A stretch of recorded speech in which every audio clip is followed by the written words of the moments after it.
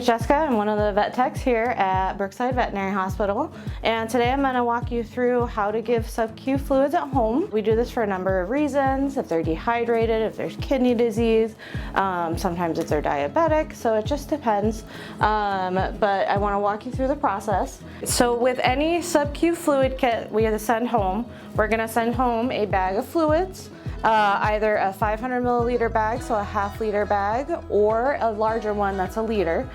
We're gonna send you home with some needles. We're sending you home with the actual extension set. This is the start of it.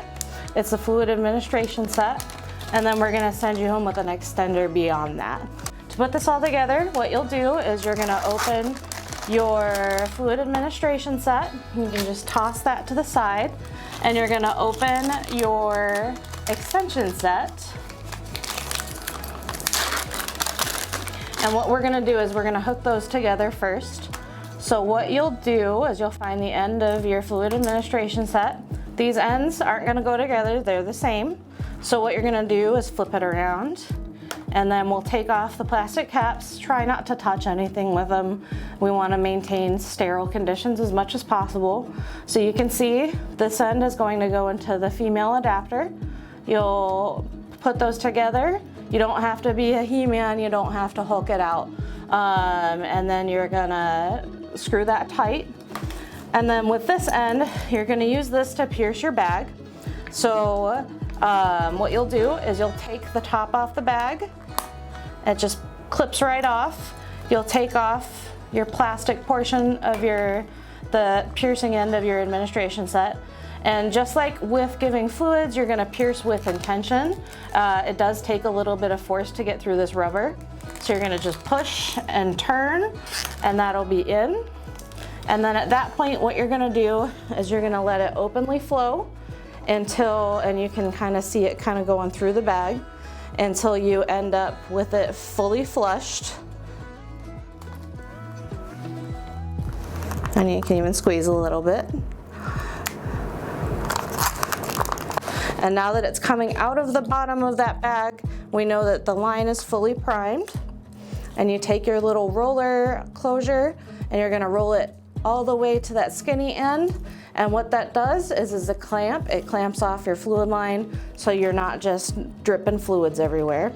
When you're looking at fluid bags, you want to go from top down. This one's already been used, so it's a little bit below 100 mils that have been used. So you've got about 450 in your bag still. And then what you'll do is you'll take one of your needles. Between each administration of subcutaneous fluids, you should change out your needle. Again, needles get very dull very quickly and you want to maintain sterility. So what you'll do is, if there's already a needle on it, you just take that needle off, don't uncap it.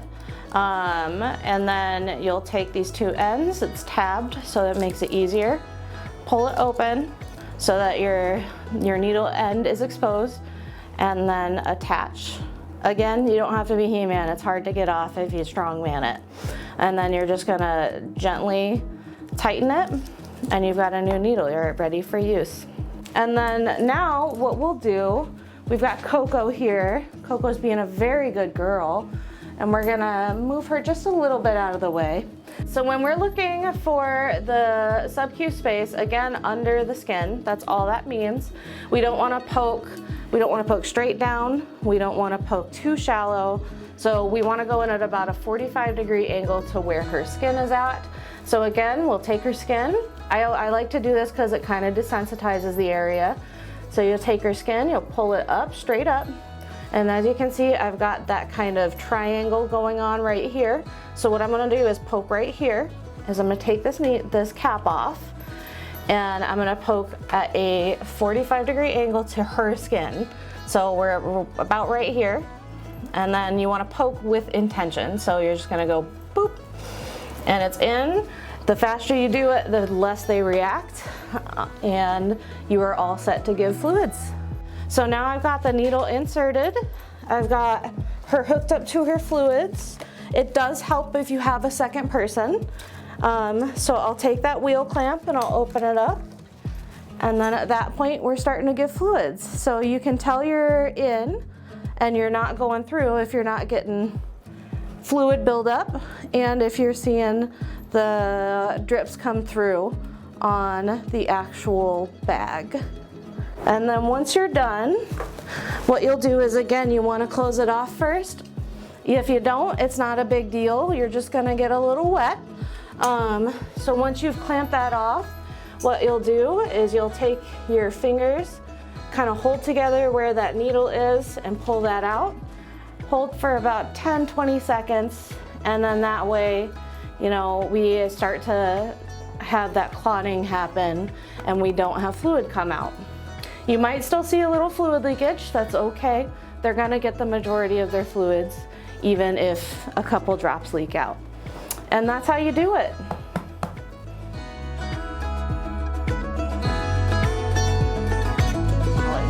When we say subcutaneous fluids, we really do mean kind of just under the skin. We're not looking for a vein. You're not looking for going into fatty space. You're not looking to go into muscle. You really are just lifting up the skin, and it's gonna go right between that that skin layer and everything else.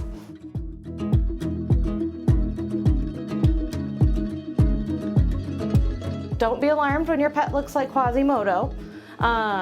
Depending on the amount of fluids that you give and the pet, a big girl like this might take an entire liter bag. And so depending on the amount you give, you might end up with a little bit of a hump. That hump is going to absorb over about 6 to 8 hours, sometimes a little faster if they're dehydrated.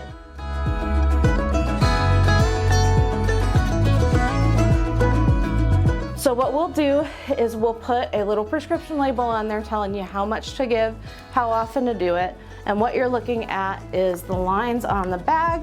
So right now we've got about 100 milliliters in there. So you've got what's up above. So when you're giving fluids, say you have to give 150 because that's a common one, you're just gonna kind of wait until it goes down past 100 and about halfway to the 200 mark. If you're giving more, again, you're just going from the top down. So that can be a little bit confusing. If you give a little over, that's okay. If your pet's done for the day, if it's especially a cat or a dog that's not happy about it, then, you know, maybe we don't give exactly 150, that's okay too.